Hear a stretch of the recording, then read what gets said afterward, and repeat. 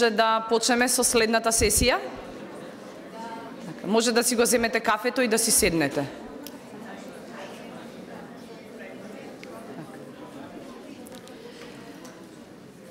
Почитувани дами и господа, прво да се представам, иако бев дел од претходната сесија. Моето име е Василка Димитровска, по професија сум археолог и во оваа сесија се јавувам како модератор во името на ХАЕМУС, Центарот за научни истражувања и промоција на културата од кој што доаѓам.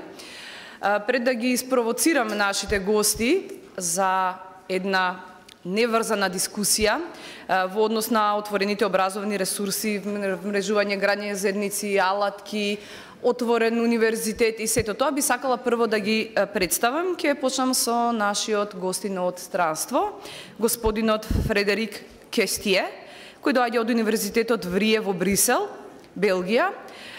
Потоа до мене од десната страна седи професор доктор Владимир Трајковиќ, кој доаѓа од таа страна. Од мојата лева страна професорот доктор Владимир Трајковиќ од Факултетот за информатички науки и компјутерско инженерство од Скопје. Веднаш до мене од левата страна господинот Климе Бабунски, кој доаѓа од Институтот за социолошки и политичко-правни истражувања во Скопје, и од мојата десна страна е професор доктор Игор Неделковски од Техничкиот факултет при Универзитетот Свети Климент Охридски од Битола, Република Македонија. Пред да им дадам збор на нашите гости, прво да кажам зошто сум јас дел од оваа сесија.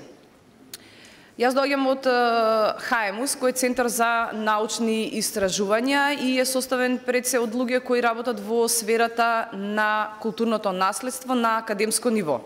Че составено е од повеќе археолози, историчари, луѓе кои работат на природното богатство во Македонија, и нашата цел беше да успееме да направиме една академска онлайн заедница која што во генерална смисла ќе пишува, ќе зборува и ќе создава научни трудови, ќе се вмрежува и тоа ќе го прави на интернет. Како еден од продуктите на нашиот Центар за научни истражувања е академското списание ХАЕМУС, кое што може да го погледнете на линкот haemus.mk и кое што представува академско електронско списание за археологијата, за историјата и сите компатибилни науки на Балканскиот полуостров. Целта ни беше да ги ангажираме онлайн академските граѓани на Балканот кои работат во полето на културното наследство да своите научни трудови ги објавуваат во списание кое што е електронско, кое што е по пат на отворен принцип и кое што има бордови за ревидирање и за едитирање составени од светски експерти. Сето тоа може да се погледне на интернет и тоа е начинот на кој што јас од Македонија можам во овој момент да учествувам во градењето на таква една академска заедница на највисоко можно ниво и тоа да биде достапно за сите луѓе. Сега јас ќе им го препуштам зборот на нашите гости, тие да ја продолжат дискусијата во однос на она што тие прават, подразбираат и употребуваат алатки во однос на концептот отворен универзитет. Благодарам. Добро утро на сите.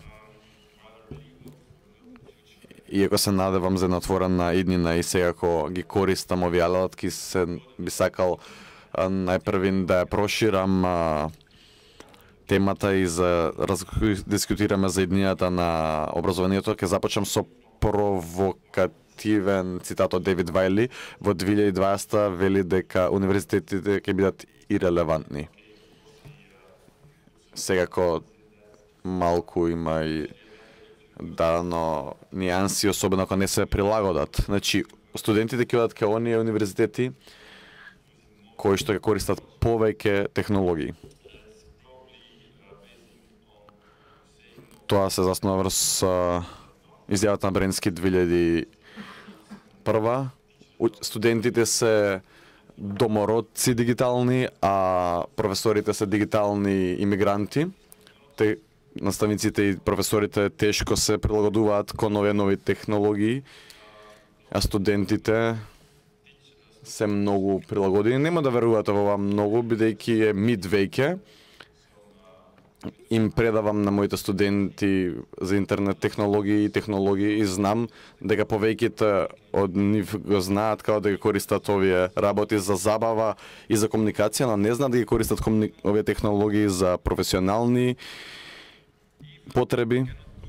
Дури не знаат ни да користат Google доволно добро. А камоли да користат попаметни софтвери од Google. Значи Пренски вели дека образовниот систем денеска не е создаден за денешните студенти. И тоа исто така е лажна претпоставка, бидејќи училиштата кои што ги имаме денес и методите за учење никогаш не беа добро создадени. Но во текот на вековите се има проширено, но се има променето. Да, има и во основни и во средни училишта наставниците менуваат методи за предавање, но наставниците имаат обука и, што е најчудно, во повеќето држави, универзитетските професори не им треба педагошки обуки. Добро, имате доктора науки сте, добро истражувате, автоматски значи дека сте добар наставник. И овие професори си велат, добро, ќе си предавам како што ми предава мене професорите, видете колку сум добар сега како производ на тој систем и сигурно сум добар резултат. Меѓутоа во меѓувреме има нови методи за предавање. Знаеме за научни истражувања што подобро функционира, знаеме дека не е добро само да им се предава на студентите, ви требаат подобри методи за предавање. Значи не е добро што јас треба да работам треба и вие малку да поработите на тоа, меѓутоа сакам да ве замолам, размислете за вашата работа, дневна работа. Колку знаењето што ви е потребно за вашата работа, се уште ви е во главата. Или колку треба да побарате, колку ви е во глава директно, колку може да кажат дека знам повеќе од 75% од работите што ми требаат. Никој. 75 до 50% од тоа што ми треба дневно, 50 до 25%, 2-3 од вас, помалку од 25% знам од старт, добро, останете спиете веќе, добро, нема проблем. Значи во 86-та кога го поставивме тоа прашање, луѓето кажуваат дека знаат повеќе од 75%, а во 2010-та велат дека само 10%. Да. Знаеме дека не ни е во глава, туку е во мрежата, но мора да се смени тоа. Значи, колку повеќе учиме, толку повеќе сваќаме дека има многу работи што не ги знаеме. Проблемот со образованието е дека колку повеќе учат, покреативни стануваат. И денеска е многу битно да се биде креативен, да се има предприемачки дух. Тоа е многу поради нашиот образовен систем. Научени сме направете она и после тоа студентите треба да бидат креативни во професионално поле и не знаат веќе како да го прават тоа. Може би има и нов тренд. Сте слушнале за масивни онлайн курсеви отворени, кај што може би 40.000 студенти следат еден курс. Да, тоа е може би иднината на високото образование ќе биде онлайн, ќе биде слободно може би, луѓето нема да треба плаќаат. Мислам дека малку е утопија за ваквото тип на размислување. Да, овие курсеви се добри, меѓутоа курсевите беа добри за тие што си ги избрале курсевите. Не се типични 18 годишни студенти. Обично над 26 годишна возраст се луѓето кои што веќе работат во нивната професија и да, тоа се добри професионалци не само за да учат од содржина, туку добро функционираат новија, но ако гледате процентот на тие што се откажуваат, дека е голем, така што не е замена за традиционални универзитети. Добра дополна е тоа, но не може да ги замени универзитетите. Всушност, кај нас е малку почудно, го слушнав овој во другите држави исто така. Гледате трендови на студенти кои што физички сакаат да се сретнат. Пробавме кај нас да направиме нова програма за далечинско учење, меѓутоа самите ученици и студенти бараат да се сретнат во една училница. И самите кажат дали може да учиме во библиотека, во ресторан, за да бидеме заедно. Зошто се враќа овој тренд во последните години, бидејќи студентите дома имаат толку работи што им го довлекува вниманието, како Facebook и слично. И секогаш им попречува во учењето. А кога се во библиотека и гледат како и другите учат, знаат дека треба да бидат тивки и да се фокусираат, многу поефективно учат на тој начин. Добро, тука ќе завршам. Благодарам.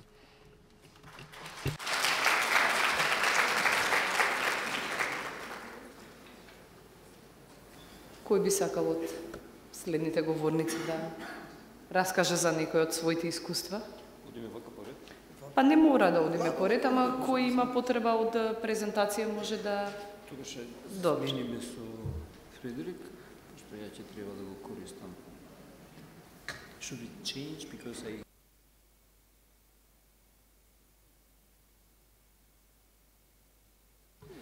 Еве, пошто јас не спремив презентација, ќе се земам право да зборувам втор. Јас потполно се сложувам со ставовите кои што ги кажа професор Кестер и би дополнил само што неколку работи како за почеток, а тоа е дека денеска живееме во време на глобални трендови и дека ако се сложиме дека примарната или една од примарните функции на универзитетот е да спрема кадри кои што ќе може да се соочат со она што ги чека после завршувањето на универзитетот и ако предпоставиме дека поголемиот дел од кадрите кои што ќе завршат факултет треба да најдат вработување во индустријата за која што тој факултет е наменет, тогаш мораме да бидеме свесни дека поради фактот на глобализација постои потреба од глобални знаења кои што не се баш нужно локални. Нашите студенти може да најдат работа насекаде во светот. Тоа е прва работа. Втора работа, како што постои глобализација на индустриските процеси или на сервисните процеси, така постои глобализација во образованието. И доказ за тоа е и фактот дека денеска постојат стотици, дословце стотици бесплатни курсеви кои што се издадени од еминентни универзитети, кои што по било кој начин на рангирање секогаш ќе се наоѓаат во врвните 100, 200 или како што тоа во Македонија популарно се каже во врвните 500 места од некакво рангирање. Сега тогаш имате два проблеми. Имате проблем добро, образованието може да биде бесплатно ако се запишете на некој таков онлайн курс. Втор проблем, треба да дадете некакви вредности на вашите студенти кои што ќе обезбедат тие во нивната работа да бидат подобри, поуспешни и така натаму. Од една страна, а од друга страна имате проблем, а кој ќе го плати тоа образование? Ние во Македонија сме можеби дури на добар почеток да дадеме одговорот за тоа што практично македонското високо образование, барем на државните факултети, е скоро бесплатно.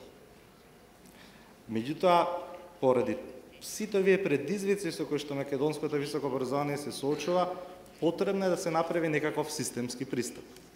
Еден пристап кој што се случува и кај нас е пристапот кој што најбо беше илустриран на претходната сесија. Значи, постојат островца, иницијативи, мали групи на луѓе кои што сакаат да изградат некаква заедница и потоа таа заедница евентуално да дозволиме да порасне и да се понуди некакво решение.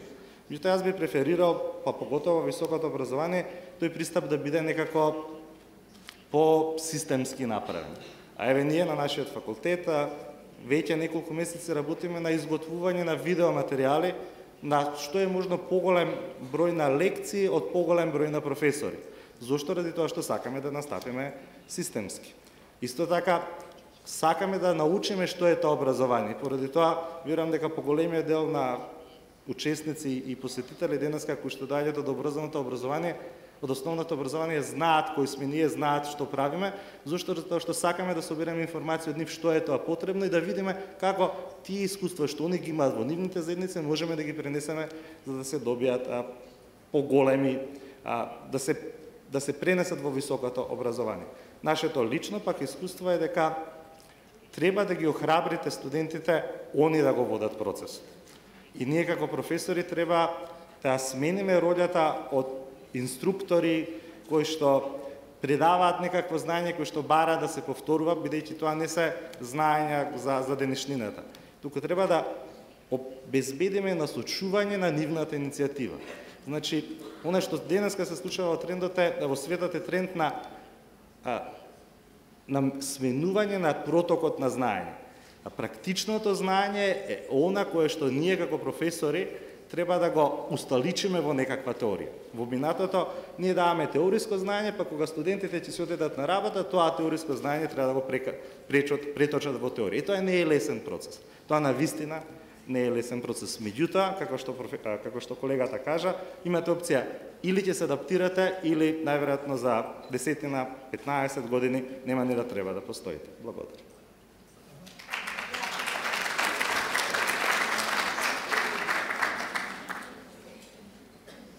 Добро, му благодариме на господинот Трајковиќ. Сега јас го поканувам господинот Игор Неделковиќ да ги сподели своите искуства во однос на концептот за отворен универзитет.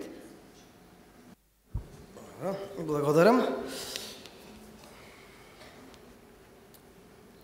Првен да кажам како се најдов овде на оваа конференција, односно ја добив поканата од организаторите. Бевме на една друга конференција со Елена од Метаморфозис, неја таму седи и се смеи, почна да се смеи. И ме прашува дали ти поддржуваш отворени образовни ресурси. Мојот одговор беше, па од мене поотворен нема, кај мене се е по пристапот како онаа турбо фолк песна што е моje, твое, не питај за цену. Сега да се надоврзам зошто тоа го правам така. А ќе се надоврзам на излагањето на колегата од Тетово, математичар, што не сум јас математичар, меѓутоа колега, нели, имаме иста цел да образоваме млади луѓе, кој што кажа колку колеги му се јавувале со барања за материјали и така натаму. Јас предавам на повеќе одсеци на техничкиот факултет, матичен ми одсекот за информатика и иако не сум информатичар, и годишно имам негде околу во двата семестри 700 до 800 студенти. Во првиот негде околу 500 до 600, во вториот се 200 до 300. Замислете што значи 700 студенти да дојдат, да влезат в кабинет, да прашаат нешто и вие на сите да му треба да му одговорите и кој ќе биде квалитетот на одговорите и потребното време. Затоа почнав една иницијатива, тоа е порталот igor.nedelkovski.info, каде што покрај информациите лични кои што се за мене, кои што ги користам за други цели, креирав посебна секција за студентите и тоа е ова што се гледа тука. Сега сакам да загатнам неколку идеи за дискусија. А првата работа е, например, позитивни искуства од ова.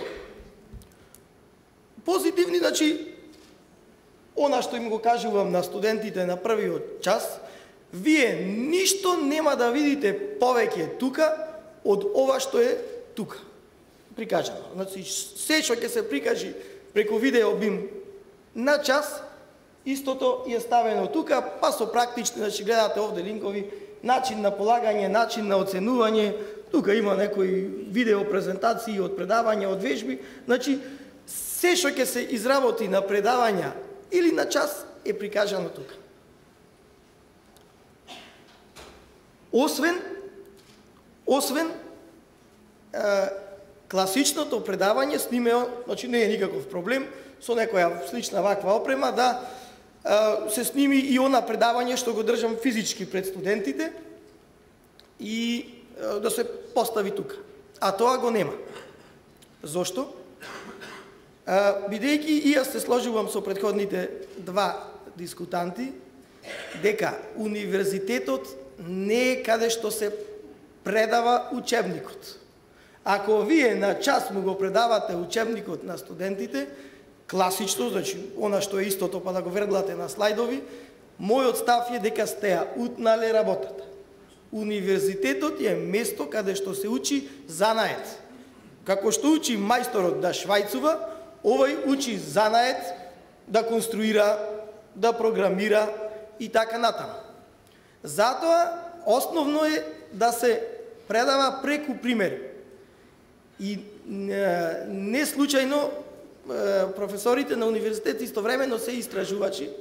Кај нас малку е занемарена таа компонента и по законот имаат обврска и за апликативна дејност, она што ќе го научат преку работа да му го пренесат на студентите.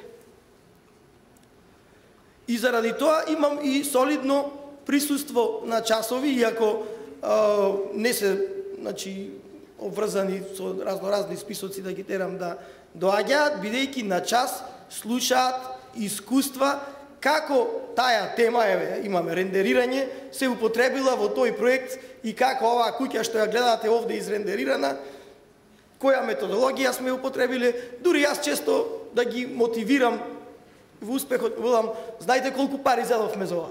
Толку, ако го знаете и вие да го направите, и вие утре ќе ни видите конкуренција, ќе ни ја рушите цената, али млади сте, имате мотиви да работите и за паев, значи ги мотивирам и со такви трикови. Втора работа, која сакам да ја загатнам, е тука гледате во овие, ете компјутерска графика ги зедов како пример, не знам дали се споменува зборот Маја. Значи збораме за отворен софтвер, а Маја. Високото образование е пазарно ориентирано. Значи имате понуда и побарувачка. Компјутерска графика е изборен предмет на техничкиот факултет, значи студентите, а го бираат преку 200 секоја генерација. И јас ги прашувам, одиме на Блендер или на Маја? 90% е Маја, а Блендер е топ алатка која е open source, меѓутоа студентите потешко ги прифаќаат. И јас преге малку тука колешката од основно училиште ја нападна, ја зошто Фејсбука не Вики? Јас не стигнав да земам збор, но мислам дека често пати ние мора да ги задоволиме и желбите на клиентите. Ако сите од основно училиште деца користат Фејсбук, да ги скапате со притисок, со терање Вики, ако е посебен портал, можеби нема да го користат. Заради тоа, често пати имаме вакво мешање. И дури, еве ќе се навратам, не знам колку се чита, пише литература, Игор Неделковски, дам ISBN и се бесплатна електронска верзија можете да превземете тука. Учебникот кој сака го зема. Печатена верзија можете да набавите во скриптарите на Техничкиот факултет во Битола и во тие, не знам кој паметен ги измисли дисперзирани студии, секоја му чест, во Велес и Прилеп. И пак ја купува некој, ама не знам зашто ја купува. И се чудам, кој сака, нека ја купува. А ја имаат истата бесплатно тука. Што значи да завршам? Потребно е. Првен, едукација кај студентите, преку вакви работи, можеби преку трибини, преку одење кај универзитетите, дека ако користите Блендер, нема ништо појќе да добиете од Маја. Ако наместо ја купите книгата на Игор, ништо појќе нема да добиете, отколку ако си ја симните на веб. Потребно е уште повисок тренинг кај менеджментите на универзитетот. Владимир рече нема системски интегриран пристап. Јас не знам дали има некој универзитет кој што би имал некој интегриран пристап каде што би задолжил нешто, дали отворени ресурси или некој друг пристап, дали тој би ги покривал можеби авторските права на авторите, па тие да не се мачат со печатење, да ги ставаат слободни. Значи немаме системски пристап, кој ќе речам, значи Потребно е осознавање и кај професорите, и кај менаџментот, и на крајот гледам онде сега имам уште малку време, таман уште 1 минута, да кажем за една иницијатива пред 2 недели еден мој студент одбране магистерска работа на таа тема и изработи еден софтвер, универзитет базиран на таблети. Јас имам и направено пресметка дека ако се соберат сите пари што ги даваат студентите за учебници, ќе дојдат повеќе отколку при упис државните универзитети ако немаат пари, тие пари да му ги земат, да му ги дадат еден таблет и на тој таблет да биде се она што се предава во наредните 4 години, нормално со софтвер апгрейд да се прави ако во меѓувреме има промена, а ние со тој мој колега магистрант го развивме и софтверот, го нарековме Теди, да го спомнам и неговото име Благој Неновски бидејќи сепак негово авторско дело тој софтвер. Теди е скратенка од Twitter, Evernote, Dropbox. Направивме програма за тестирање преку таблет компјутер. Наместо да заокружуваат тестови, наместо да добро, ако има она есеи пишење или устно одговарање, тоа не е примерливо, но кај овие тестови клик, клик, клик и на Twitter добива резултат во моментот и професорот и студентот што направи. Но за таква поддршка, за да влези системска таа поддршка, е потребна да се крени на високо ниво, бидејќи е врзана со пари. А пари нормално не можеме да му наметниме ние на студентите да ги покриваат и тие трошоци, сепак сме државни универзитети. Благодарам.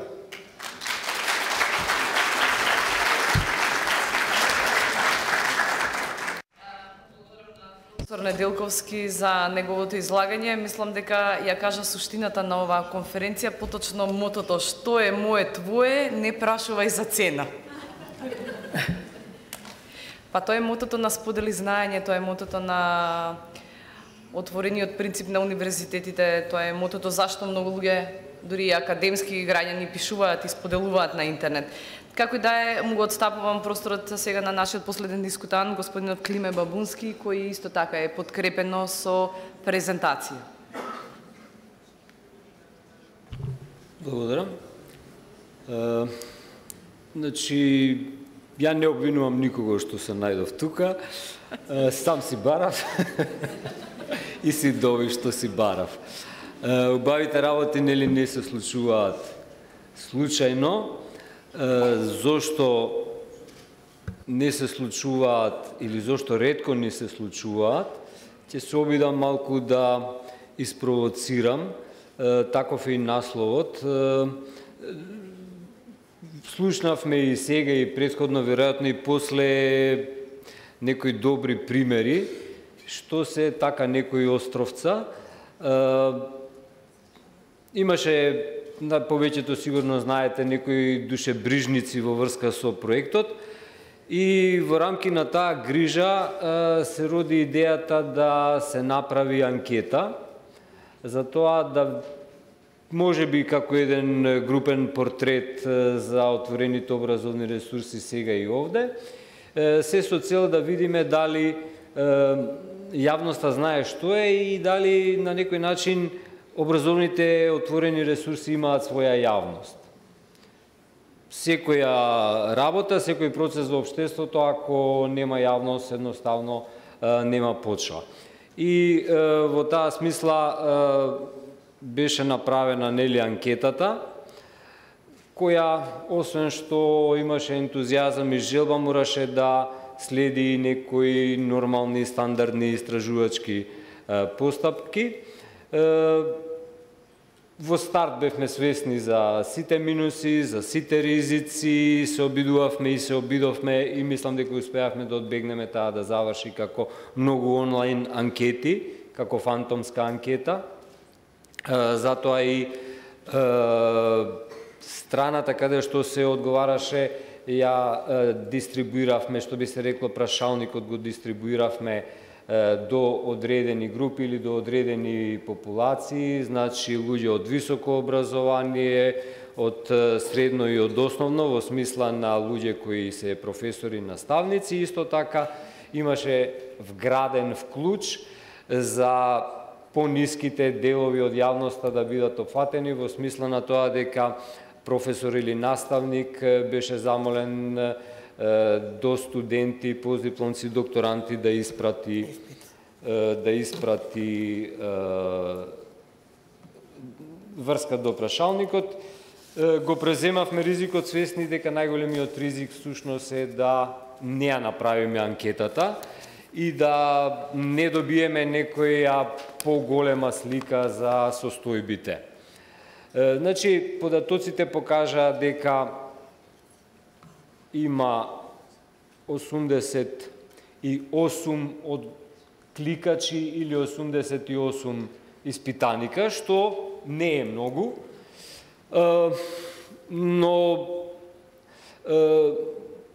ајде да кажеме дека нели добро нишаневме, го дефиниравме јадрото на јавноста, инаку целата приказна се одвива во рамки на еден докажан концепт кога станува збор за истражување на јавното мислење. Значи имаме слика или сцена на концентрични кругови, каде јадрото на јавноста е оној најмалиот круг и информациите се шират кон периферните кругови, или ако сакате вертикално представено, постои еден резервоар на идеи и вода, каде што е највисока, потоа преку разни канали течат информациите. Како и да е, ќе видиме и понатаму она што е индикативно, дека и кај јадрото постојат сеирџи, ако може така да се каже.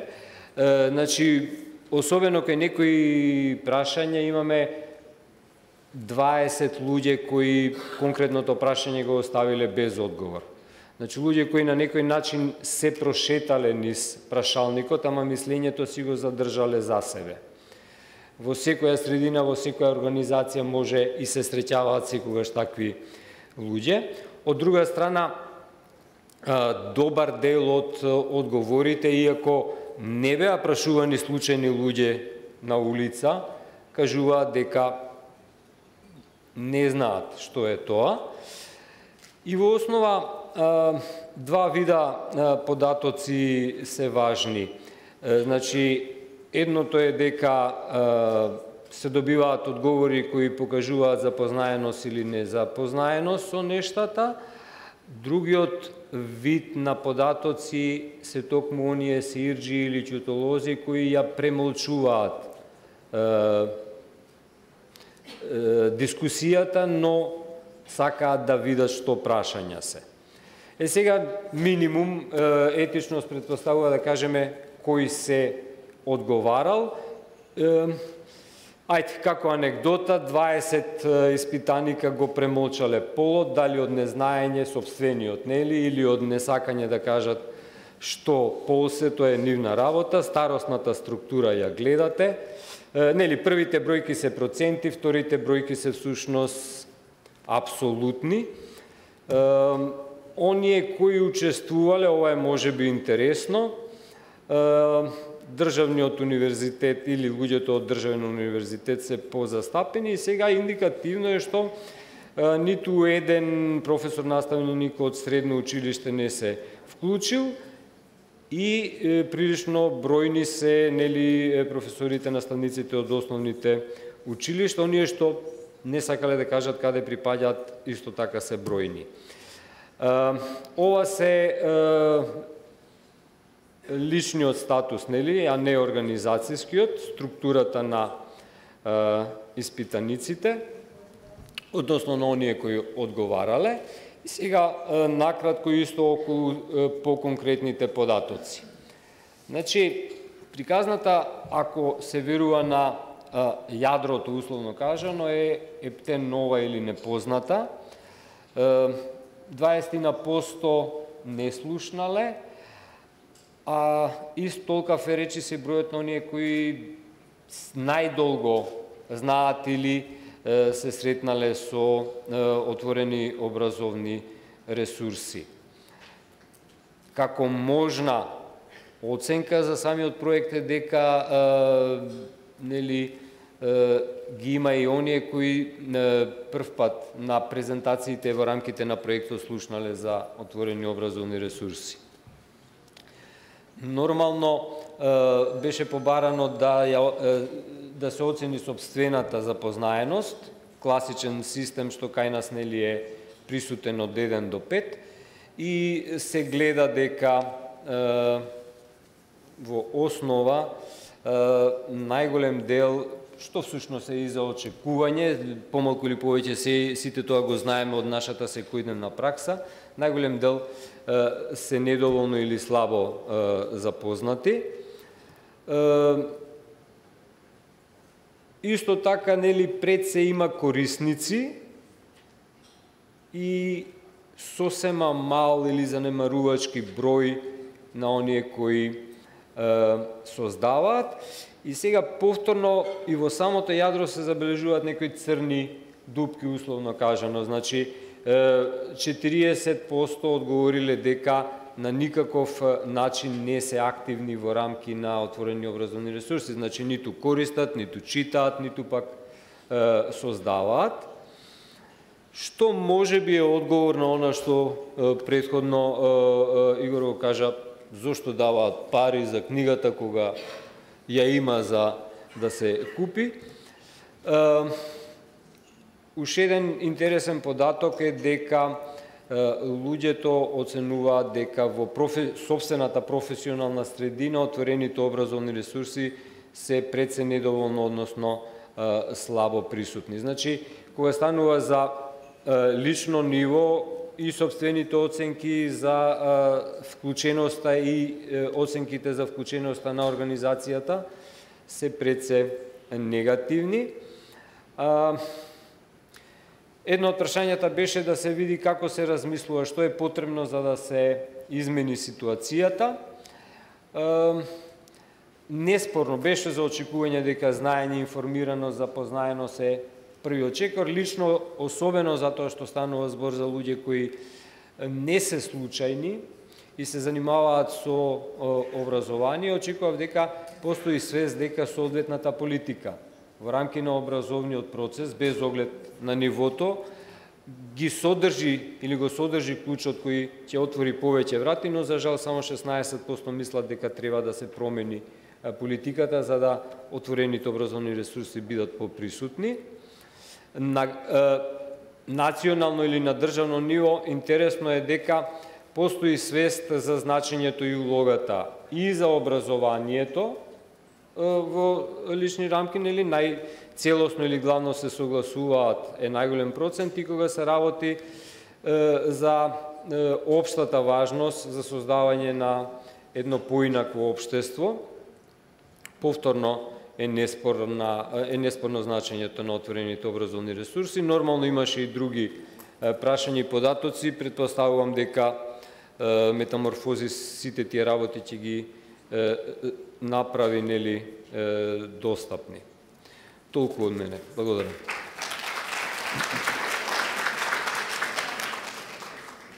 Му благодарам на господинот Бабунски за излагањето во однос на анкетата за отворените образовни ресурси. Свативме дека дури на оние кои ги создаваат, понекогаш им е потребна едукација за да се пронајдат помеѓу нив, да ги пронајдат алатките кои што на некој начин ќе придонесат понатаму од оваа наша сегашност во иднината да се развие оној концепт на отворен универзитет.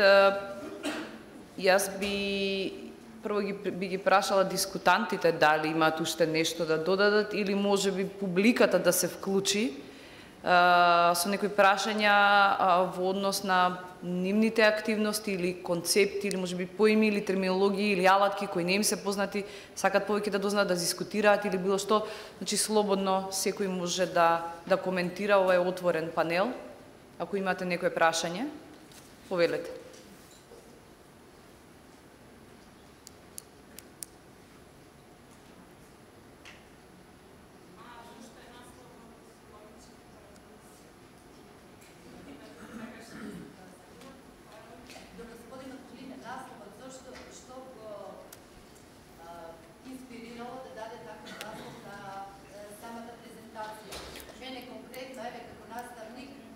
Секогаш почнувам од насловот на наставната содржина.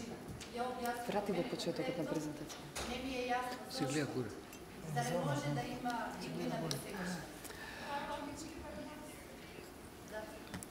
Па, мислам, реалноста тоа мене ми го удри од глава. Им верувам на бројките, односно на одговорите, и гледаме дека најголемиот дел од оние што пополниле велат дека не се активни, велат дека не знаат, не користат. Овие примери што ги слушаме се примери кои се исклучок. Секој исклучок го потврдува правилото, инако не би бил исклучок. Праксата на отворени образовни ресурси во Македонија е на ниво на исклучок, не е на ниво на правило. Ние нема да стигнеме кон иднината ако оваква сегашност постои уште долго време. Идејата како концепт или како пракса кај нас, кај најголемиот дел е од пред година-две. Ако на тоа не му се обезбеди масовност или вистинско граѓанство, тоа ќе тлее, ајде да кажам, нема да го надмине нивото на слободна активност меѓу учениците во рамки на некоја секција. Нема да се наметне како конкуренција на неодминлив сегмент во формалниот образовен систем. Ќе биде иницијатива на некој професор за кој мислите дека некој во Министерството што води ресор високо образование знае за тоа? Размислува како да се поттикне сето тоа? Не. Значи, во тој контекст ја не гледам светла иднина за ваква сегашност. Ако сакате помалку парадоксално да го ставам насловот, ама...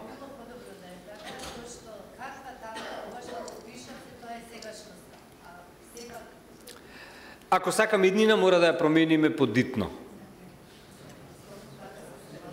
Може јас да реагирам нешто? Може, да. И само јас да реагирам малку на Климет. Цело време ми сметаше и во претходните дискусии и сега со тоа Министерство за образование. Кај нас се изместени улогите на тоа Министерство за образование. Не знам колку има вработени таму. Од плати ни даваат, значи секој месец тие, значи централизирани, од пари за нафта, за струја, за вода, од образовни. Значи тоа Министерство за образование треба да останат 40-50 души да водат статистика и ништо поиќе. Јас проблемот го гледам, значи ако разбере Министерството дека правиме вакви работи, не е во ред да се занимава со тоа. Внатре, во самите универзитети. Ако се диспрезираат надлежностите и се развие таа борба помеѓу универзитетите, тогаш мислам ова што Климе го рече ќе заживее од и вака. Ако се трудиме да го задоволиме Министерството, нас не ни треба ништо. Посебно ние, редовните професори, можеме по тој стариот закон што сме редовни, можеме да спиеме до длабок сон. Повелете. Го добив микрофонот. Сакам само нешто да кажам. Господјата имаше збор претходно.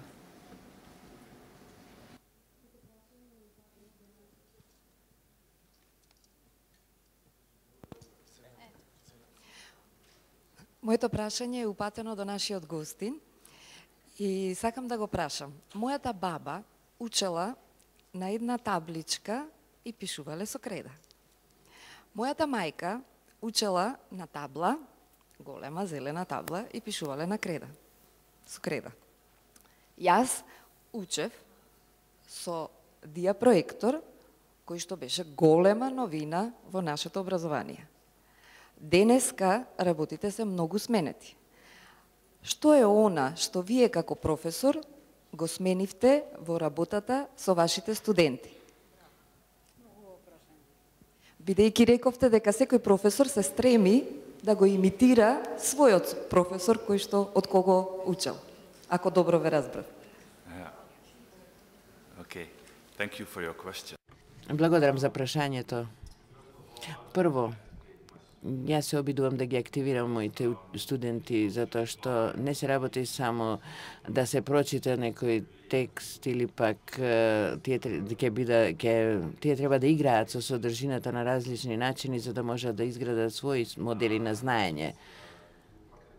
И треба да прават и практични нешта. Например, со моите студенти често имам курсеви каде што не им давам учебник. Едноставно им оставам тие да го создадат тој учебник. Значи, тие ќе одат во Викимедија, во Викибукс и ќе создадат самите учебник, заедно со мене. Но се разбира, за тие ќе бидат и наставници и за нив е многу важно да знаат како да создадат еден учебник, како да создаваат материјал за учење и добро е тоа да може да го направат на еден начин преку соработка. Значи, тие да го имаат тоа искуство и да им стане навика ова да го прават преку соработка, значи да работат со други за да ги создаваат материјал. Исто така, може би е добро да се сподели она што го направивме во мојата земја, во Фландрија. Имаме онлайн систем, многу сличен она што ги има овде, но се е насочено кон наставниците во основно и средно училиште. Тие може да најдат таму наставни материјали, но исто така можат и да ги споделуваат. Има над 60.000 наставници кои што се активни на тој сајт. Тие треба да се регистрираат, значи да можат да ги симнат повеќето од материјалите и тие кога се регистрираат на првиот пат добиваат кредити и тие кредити ги трошат кога ги симнуваат одредени материјали. Значи добиваат кредити за јас сум например, на прашањата што одговарат, сите информации што ги даваат, им даваат одредени кредити. Потоа, кога ќе го потрошат кредитот, значи откако ќе ги симнат 5, да речеме, наставни материјали, мораат да добијат кредити со тоа што ќе качуваат и наставни материјали. Значи, луѓето симнуваат материјали, ги користат и она што малцинството го произведе, ние се обидуваме тоа да го промениме. Значи, не е тоа што го работам јас со моите студенти, но ги упатувам на овој сајт, им велам, значи, ако вие создадете некаков труд, споделете го барем на овој вебсајт што го има, ако не и на други.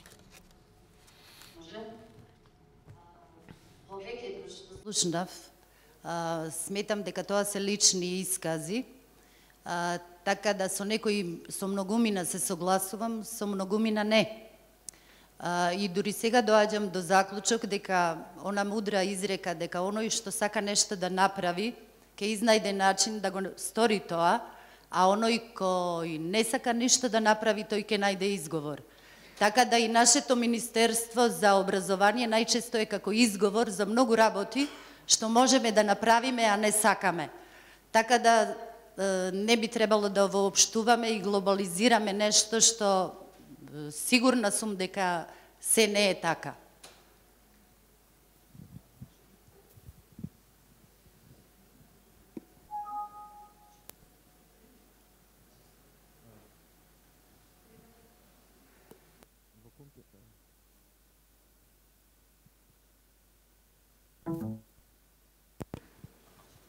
Океј, во контекст на отворено образование, ќе се обидам краток да бидам, ама тоа значи увод во нешто подолго зборување. Прво, digital natives, дигитално родени, тие што се после 96-та година, луѓето што ги гледате со лаптопи, со смартфони, такви работи. Многу интересно што digital natives, дигитално родените, во Information Science заедницата ги нарекуваме digital naives или дигитално наивни. Ќе го поврзам тоа со пристапот до ресурси кои што тие го имаат. Во основа една работа која што е доста битна кога се зборува за отворен универзитет, за отворено образование и квалитетот на ресурсите пред се. Она што е, барем спрема мене, според некои размислувања што ги имам лични, битно во целата приказна е да се промовира еден тип на информацијска писменост. Ова веќе се однесува на претходната сесија што имавме за споделувањето на отворени образовни ресурси во основното и средното образование, кое што е на многу повисоко ниво од високото образование во Македонија конкретно. Зошто спомнувам информацијска писменост, information literacy? Затоа што секој наставник, па подоцна и професор, мора да има основни познавања за тоа што значи да се пребара, најде, евалуира ресурс, сподели со заедницата, заштити со авторски права, доколку се споделува. Концептот на информацијска писменост се надевам дека ќе дојде во следните 3-5 години. Како неминовен процес на тоа дека образованието е веќе на некој начин полудигитално. Сведоци сме на еден цунами од наплив на информации. Проблемот е само дали ние знаеме да се справиме со тоа, дали знаеме информацијското цунами да го скротиме. Ако тргнеме од една предпоставка дека скротувањето на информацијското цунами значи барање на best practices, најдобри практики за употреба на отворени образовни ресурси во високо образование, преку примерите на MIT, во случајов може би еден од најеминентните факултети кој што долго време промовира отворени образовни ресурси, тоа веќе дава до знаење дека ние не сме разбрале добро темата. Целта на отвореното образование е да се креираат содржини, она што во претходната сесија беше многу убаво објаснето од наставниците од основно и средно образование, па и од професорот Неделковски, дека самата суштина на споделувањето на образовни ресурси или отворени образовни ресурси пред се зависи од самиот наставник, професор, кој што во три сегменти ќе го обяснам како тоа ќе го направи. Прво ќе информацијски писмен се разбира, прво ќе процени информацијски ресурси кои се потребни за неговата област, нели? Тој веќе стигнал на доста големо ниво, кога веќе стигнал на таа позиција. Подоцна тој почнува да пишува книга, курикулум, да предава одреден предмет, значи да креира содржина. Понекогаш таа содржина се креира заедно со студентите. Следниот чекор, многу битен, ова професор Неделковски мора да ви се обратам вас, е да си ги заштитите авторските права, меѓутоа во контекст на дигитална средина. Зошто? Затоа што од една страна вие точно би му дале на човекот, студентот кој што ќе го користи вашето твоештво, да ве цитира понатаму, што е во контекст на отворен пристап. Една многу интересна работа во контекстот на отворен пристап и отворени образовни ресурси, многу тешко е да ги споите заедно и многу лесно истовремено. Е научната метрика. Вие мора да имате фидбек од тоа колку пати е даунлодирана книгата и други работи. Да дадете suggested citation, да дадете, како што спомнав, авторска лиценца, за да знаете подоцна дали вашата книга, вашиот курс се употребува на друг универзитет. И нормално, како трет дел е начинот на кој што вие критички го променувате мислењето на студентите за електронското учење, нудејќи им образовни ресурси кои се лесно достапни. Многу интересно е што тие отворени ресурси кои што се лесно достапни, најчесто се користат од неформални луѓе, мислам неформално учење е тоа, луѓе кои што го земаат тоа како настрана од формалното учење. Во тој контекст најчесто отворените образовни ресурси за високото образование нели зборуваме се користат од магистранти, докторанти или постдипломци. Тоа како одреден, ајде да го кажам, барам добар збор за тоа, како одреден фидбек, морам фидбек, сега не знам да го кажам поинаку, извинете. Меѓутоа добивате одреден фидбек за квалитетот на вашиот ресурс, што понатаму ви овозможува да се обидете неговото авторско дело, да го усовршите во вашата книга. Што сакам да кажам, да не звучи малку конфузно. Creative Commons лиценците навистина ви нудат можност да го споделите своето творештво и подоцна да добиете кредибилитет за тоа, меѓутоа доколку ги употребите паметно, во тој случај вие можете да го земете делото кое што вас ве цитирало и повторно да го ставите во еден отворен контекст. Целта на отвореното образование е она што беше и целта на интернет, ева и Facebook да го споменам. Facebook е, ова е веќе цитат на Тим Бернерс-Ли, човекот што го направи HTML-от, не добил Нобелова награда за жал, е дека Facebook ја уништува семантичката структура на интернетот. Отвореното образование не ја уништува семантичката структура на интернетот, отвореното образование е еден тип на, би кажал, убава семантичка мрежа, која доколку бевте вчера и слушавте сесијата за отворен пристап, мора да почитува одредени стандарди за метаподатоци. Многу е убаво што, да речем, имате Google сайт, меѓутоа интересно е да го имате истиот курикулум во контекст на метаподатоци, да ја објасните цела книга за која ќе дојде, да речеме, студентот, чисто насоки давам, да може да пребара по одредени клучни зборови кои што му се него потребни. И да завршам, извинете што бев малку така по елоквентен во наводници, зошто ви се продава книгата? Затоа што вие промовирате. Има многу интересно истражување за употребата на електронски книги, ОАПЕН анкета, ја преведов на македонски, ја пратив на неколку врвни професори кои што занимаваат со отворен пристап, не ја разбра. Затоа се враќам на информацијската писменост. Многу е битна, верувајте. Понатамошна дискусија за отворен пристап и отворени образовни ресурси мора да биде заедничка.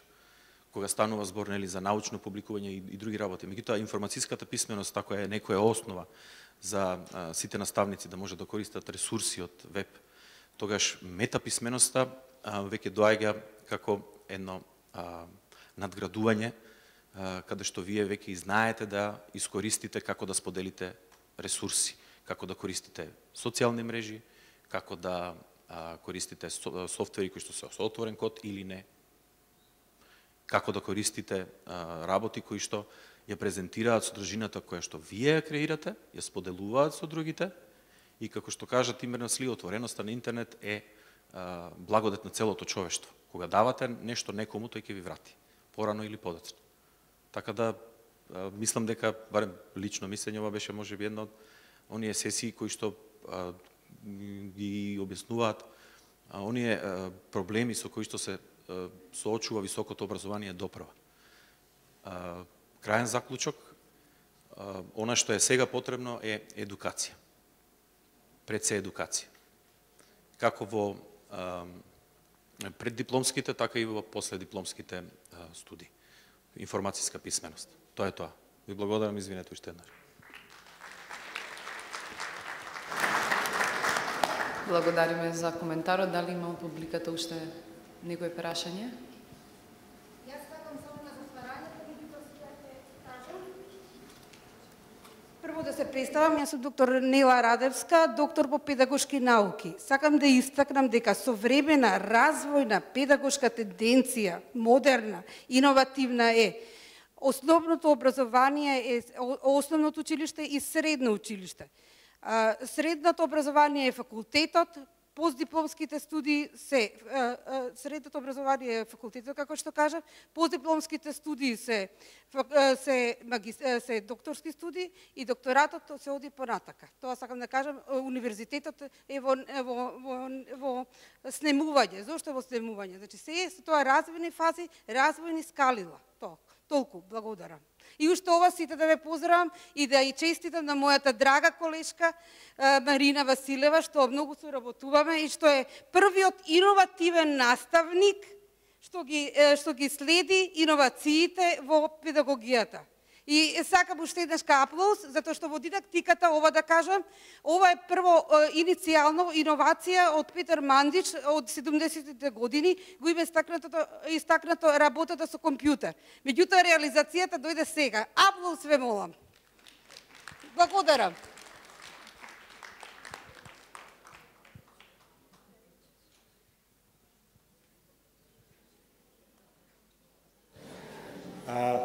Пред да завршиме сесијата, ја ќе се земам за право уште еднаш да земам збор. А ние многу слушнавме што ќе се менува, дека нештата ќе се менуваат, како нештата треба да бидат, зашто треба да се внимава. Ама некако не ја начнавме темата, а како од оваа сегашност, каква и да е, ќе дојдеме до таа иднина, се надеваме добра. Информатичката писменост е секако битен сегмент. Меѓутоа, јас не би рекол дека е информатичката писменост нешто единствено. Така, и тоа ви е предуслов, нормално. И сите треба да бидеме информатички едуцирани, писмени, да знаеме да си ги објаснуваме своите отворени и образовни ресурси доколку решиме да ги користиме. Меѓутоа, оно што не го потенциравме доволно по мене е начинот на кој што ние работиме со нашите студенти. И мислам дека ако сакаме да го изодиме патот на правилен начин, треба да дозволиме иницијативата да доаѓа од нив, а ние да им помагаме. Затоа што само на тој начин ќе успееме да добиеме нешто сигнификантно и нешто различно. Еве јас, пошто сите кажуваат лични искуства, баш пред да почне сесијата ми се јавија група студенти кои што, поради тоа што сме имале некаков поинаков пристап на работа, успеале уште еднаш да освојат прва награда на глобално ниво и сега се среќни, викаат, ние добивме награда од $100,000 на некој глобален натпор. Зошто? Ради тоа што својата идеја. Ама сега знаете ли што е прашање? Ова е малце тешко прашање. Сега, дали ние, како универзитет, пошто сме помогнале на тие студенти, треба да бараме дел од таа награда да се врати на универзитетот за да се поттикне креирањето на новаков пристап или не? Сваќате, овде има многу дилеми за кои што треба да се разгледува за да ако сакаме успешно да отиде патот. Но да се надеваме дека ова само една почетна трибина која што понатаму ќе отвара се повеќе такви прашања. Благодарам.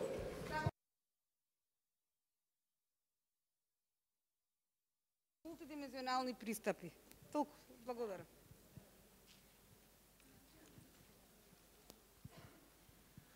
Јас сум Манита Курун, оделенски професор при Основното училиште Димо Хаджидимов и сакам да кажам дека образованието нели се учи од мали нозе. Бев во Париз и се зборував со еден професор и рече дека во среда им е отворен ден, односно ouvre journée pour tout. Отворен ден за професорите и отворен ден за учениците, каде што имаат можност сите ученици и сите професори да истражуваат од сите области, сепак мотивирани учениците од нивните професори.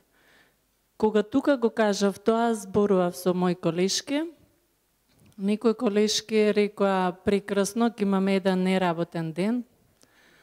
Некои го поздравија тоа, затоа што знаеат дека имаат отворен ден за истражување и да откријат многу интересни нешта кои што ќе им користи во образованието. Затоа предлагам зошто и ние да не учиме нешто од Запад, да не учиме нешто такво интересно и да воведеме еден отворен ден во нашите работни недели, кој што сепак од мали нозе учениците ќе ги насочиме да истражуваат, а потоа кога ќе дојдат во високото образование, веќе тоа нема да им биде ново и едноставно ќе применуваат нешто што го научиле од основното образование. Благодарам.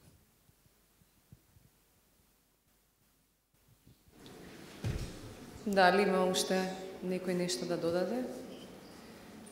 Добро, во тој случај јас, да, има уште. Добар ден на сите. Јас сум мајор Горан Софејски од Министерството за одбрана. Присутен сум овде да ги запознам и да видам производителите на ресурсот што ние во одбраната го користиме. Тоа е 19, 20, 21 годишни адолесценти. Зошто ова го кажувам? Производот што вие во основно и во средно училиште го давате, тоа е млад човек кој треба да поседува основна елементарна некакви познавања, не запрепастуваат кога ги добиваме резултатите од општообразовните тестови во средно образование, односно на крајот средно образование во нашите центри за испитување на општообразовното познавање. Бидејќи професорите од високото образование го спомена она што го спомна она што е клучно во денешната современост, тоа е конкуренцијата, а работиме со ресурси, одбраната би требало да ги користи најдобрите ресурси. Запрепастени сме од резултатите кои ги добиваме, односно знаењето што учениците по завршено средно образование го добиваат. Ние од нив треба да формираме по тоа нешто, не да надградуваме или да доградуваме, него од готов производ да вклучиме нови вредности. Како ќе вклучиме во нешто кога го немаат елементарното? Да не бидам вулгарен, меѓутоа морам да кажам или да истакна некои примери. Има и тоа подоста ученици или завршени или младинци или како сакате наречете ги, кои не знаат името и презимето да си ги напишат, не знаат таблица на множење, не знаат собирање, треба да надградам нешто. Не ставате во ситуација да враќаме назад или да изменуваме нешто.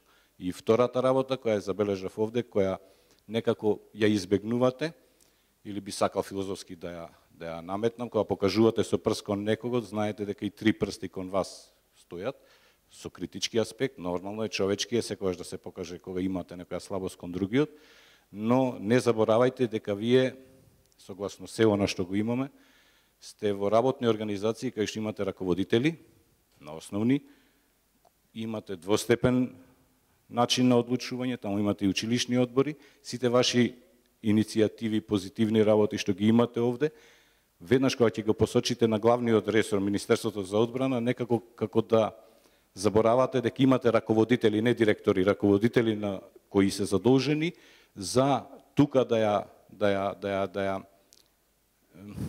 реализираат вашата идеја или да најдат начини нешто. Не ги заборавајте тие раководители, тие точно дека денеска се соочуваме со тоа дека се поставени од некого и така донесени или ставени тука како лепенка, меѓутоа треба да им помогнеме и ними да си ја најдат своето место и улога која веќе се нафатиле да ја работат таа функција на раководители. Не бегајте од нив или соочете се со нив. Вие сте тие што го правите првиот производ. Вие сте тие што моето дете од 6-7 години ви го давам вам. Не ми давајте производ со кој после не знам што да правам и јас. Фала ви.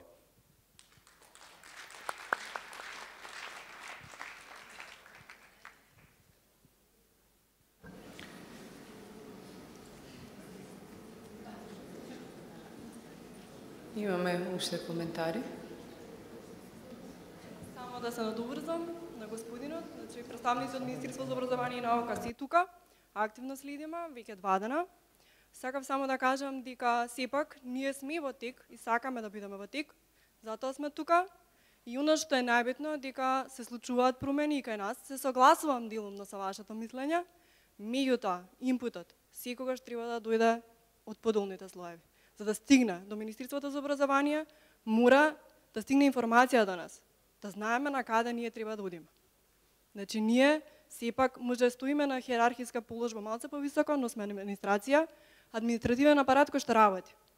Но идеите не може ние сами да ги креираме. Потребите се ваши и вие треба да ни ги соопштувате.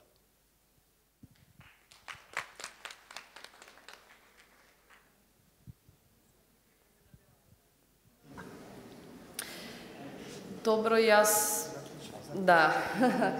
ја привршувам оваа отворена дебата при крај.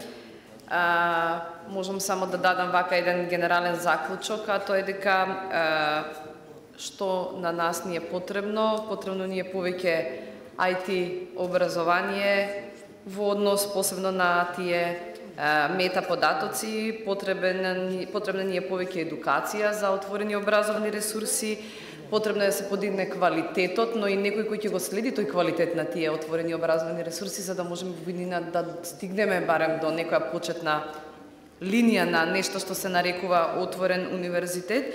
Алатките кои се користат, да се подигне свесноста на луѓето, меѓутоа намногу се, за да се сподели знање, треба да се трне од себе. Јас кога нешто сакам да направам и кога сакам да променам, трнувам од себе. Не обвинувам никого, не барам ништо од приватни, од државни институции, туку тоа го правам и го споделувам. И тоа го правам секој ден на интернет, како и сите наши гости, и верувам повеќето од вас, и тоа е единствениот концепт од кој што треба да се почне. Тоа е концептот од кој што се раководат многу заедници кои се вмрежени, да се сподели знаењето. Потоа тоа ќе се изфилтрира и ќе се концептуализира низ многу начини за да се најде обликот кој ќе биде квалитетен за да имаме такви отворени образовни ресурси. Мислам дека ова е една од ретките трибини, ова е можеби и првата од јавна трибина на тема отворен универзитет и вакви отворени образовни ресурси. И ви благодарам и на вас како публика и на нашите гости што бевте дел од оваа дискусија.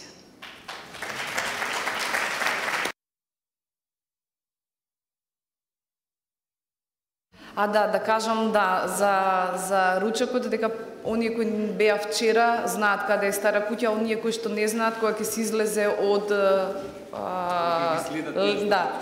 така, нека ги следат гостите од вчера. Лево од Holiday Inn.